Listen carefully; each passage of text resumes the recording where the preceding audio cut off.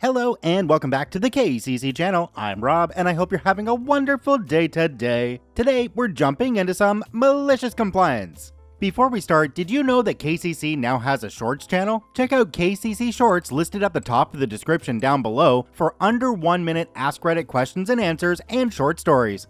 Our first story today comes to us from AIKDXE, Malicious Compliance at Work 3-for-1 Special. Let's jump right in. Back at the beginning of 2021, I worked at a small community health nonprofit with an insane CEO. She would constantly call team meetings to put down and belittle employees in front of the entire staff. Often, she would throw around some variation of, "Do I have to do everything around here?" and call everyone on staff incompetent. When we did do something right, she never gave us credit and always took the credit for herself. She threatened firing everybody constantly and would randomly call us to gossip and make petty remarks about each other, pitting staff against each other.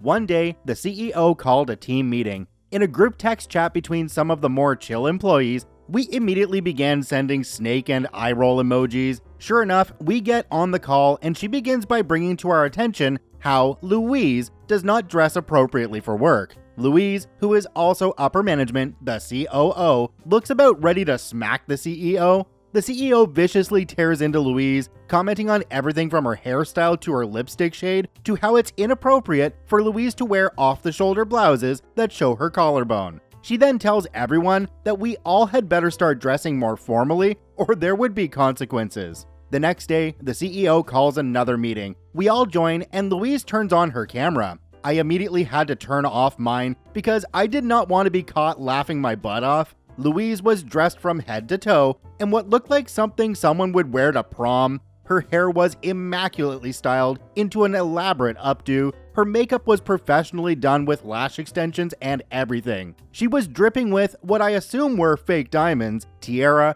earrings, necklace, bracelets, and rings. And she wore the most ridiculous navy blue satin and tulle formal gown with a faux fur shoulder shrug to cover her collarbone. My best guess is that it was an old bridesmaid dress, but she never did say where she got it. The CEO was immediately fuming. "Why are you dressed like that?" she screeched. "You told us to dress more formally. This is formal wear. Is something wrong?" "That's not professional for work."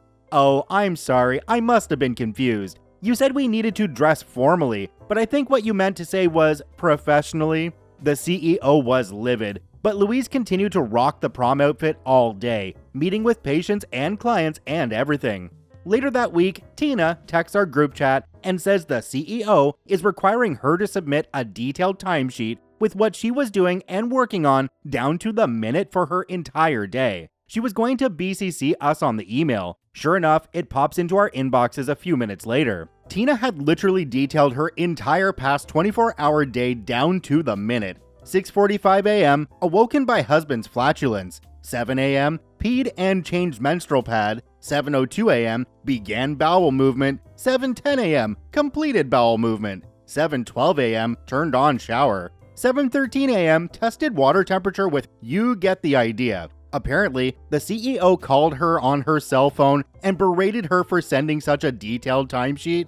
Tina reminded her that she had requested her entire day down to the minute and didn't specify she meant her workday only. Finally, my turn. My job was in IT and most of my work was as a database administrator, but I often helped with other tech problems. One morning, the CEO called me repeatedly at 2 a.m. My phone settings have it so that if I miss 5 calls in a row from the same person, the do not disturb mode is turned off and the phone rings. I see who it is, silence my phone, and refuse to answer. At 6 a.m., she calls again. Again, I refuse to answer. 7 a.m., refuse to answer. 8 a.m., refuse to answer. Finally, at 9 a.m., I call her back. She asks to hop on a video call. "I've been trying to get a hold of you all morning. Where have you been?" Loud sigh. "Can I help you with something?" I asked, not even trying to hide my irritation. I literally rubbed my temples and slurped on my coffee loudly. "You didn't answer my question."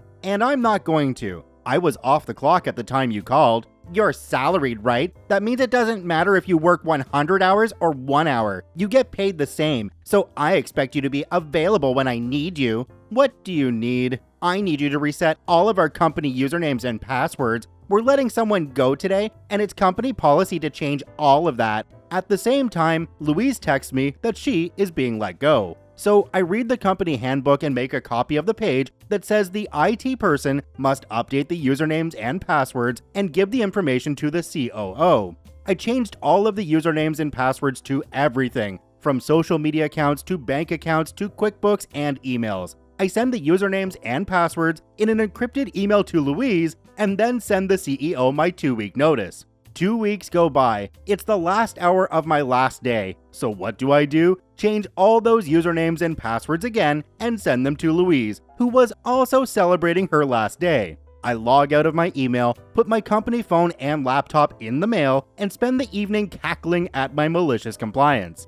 The very next day, on Saturday, the CEO calls me repeatedly. Finally, she leaves me a long and howling voicemail to say what I did was unprofessional and she would make sure my reputation suffered, and I would never work in that industry again. I wait until Monday to call her back. Hey CEO, I see you called. I need the usernames and passwords to everything. I'm sorry, but I don't work there anymore. You will have to contact your IT person to help with that. You are the IT person. No, I was the IT person. Now I'm a private consultant, and I would be happy to provide my services at a rate of $100 an hour. You changed all the usernames and passwords and didn't provide them to me. Correct. Per company policy, when an employee leaves the organization, the IT person is supposed to update everything and send the new info to the COO. I was leaving, so I updated everything. I provided all the usernames and passwords to Louise. You knew she was quitting too. Why would you give them to her? Because the company policy says to transfer the new username and passwords to the COO, not the CEO. Louise was the COO when I left. Caught in her own bureaucracy, she then had to spend weeks trying to gain access to all of the company accounts. On Louise's and my last day, Tina and another employee quit. Another person announced her retirement. Once the 5 of us were gone, we were followed by several other employees. In total, 11 people on the 14-person staff quit within a few weeks. The best part? I got a new job making the same amount I did at the crappy nonprofit, but part-time in a government position and with full-time benefits. So much for my reputation suffering. I stayed in touch with one of the employees who stayed behind. She's only 3 years away from retirement and is basically Stan from The Office. She said they've hired at least a dozen people. All of them quit as soon as they could find another job. Anyway, I'm bored in the hospital and started going through old texts, stumbled on our old group chat, and had a good chuckle. Thought you all might find it humorous too. Names have obviously been changed. One common denominator between all of these stories is the fact that these managers don't realize that IT runs the company, and you really shouldn't screw the IT person. All those systems you need to keep your company running, in this case, were all run by one person, and that one person has a lot of power. This CEO definitely learned that lesson today, and I'd love to say that they won't make that mistake again, but they don't sound all that smart, so they probably will. Do me a quick favor, have a look down below the video. If that subscribe button's still red, it means you're not actually subscribed to the KCC channel. Please hit that subscribe button for more daily Reddit stories. Our next story today comes to us from iSafura. No folding napkins? Well, okay then, let's jump right in. This was a few years ago, back when I was working at a mid to high-end restaurant in a touristy New England town. I started as a busser, and that's where this story takes place. First, our cast, yours truly, a floor busser. Other floor bussers, 3 of them for a total of 4. Back bus, the one busser to rule them all. He's stuck in the back room running dishes, polishing silverware, taking out the trash, and a bunch of other stuff. Bob, the lunch manager, not his actual name. Second, our scene. The restaurant has 2 floors, with 2 floor bussers per floor. When bussers arrive, our job used to be folding napkins for use in the service ahead. As one would expect, when you put a bunch of high schoolers and one outlying college student, together, folding napkins was not a priority, but catching up on gossip was. On a normal morning, I folded a majority of the napkins used during lunch simply because I was faster and could talk while doing so. Meanwhile, the back bus had to set up all of the bus stations before he could join the rest of us, and the wait staff set up everything else. One day, Bob decides the floor bussers are not doing enough to help get the restaurant ready for service. His plan to fix this? Bussers were no longer allowed to fold napkins. Instead, we had new setup chores. At first, we bussers tried to strike a balance by having 2 floor buses do the new chores and 2 do the folding. But nope, all bussers had to do the new chores. There would be no more folding of napkins unless chores were done. If they weren't done, oh well. From now on, folding napkins was added to the back bus's list of duties. I also worked nights, so I didn't find this bit out until my next lunch shift. I want to give a shout out to the back bus of this story for actually agreeing to go along with this. The dude was a champ and still is. Third, the malicious compliance. We didn't fold napkins, we performed our new chores. Meanwhile, the back bus did all his normal setup chores and then furiously folded napkins. However, as expected, we ran out about 2/3 of the way through the shift. Servers started folding napkins just to reset tables, and they complained to Bob because they were doing our job. God forbid the waiters had to bus a table. Bob demanded to know why there weren't any napkins. Why isn't Backbus folding them? Turns out he was doing one of the dozen other more pressing tasks, like running dishes or taking out the trash.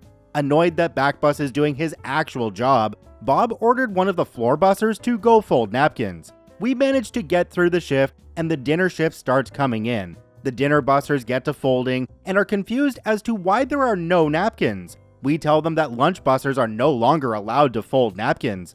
I had a few dinner shifts. Meanwhile, the same thing plays out during the lunch shifts. Floor bussers do their new chores, Backbus can't do it all, and they run out of napkins in the middle of a rush. Bob doesn't understand why one busser can't fold the same amount of napkins as 4 bussers, so he comes up with a new plan to fix this. The dinner shift bussers now have to fold enough napkins for the lunch shift, or at least enough for lunch to start.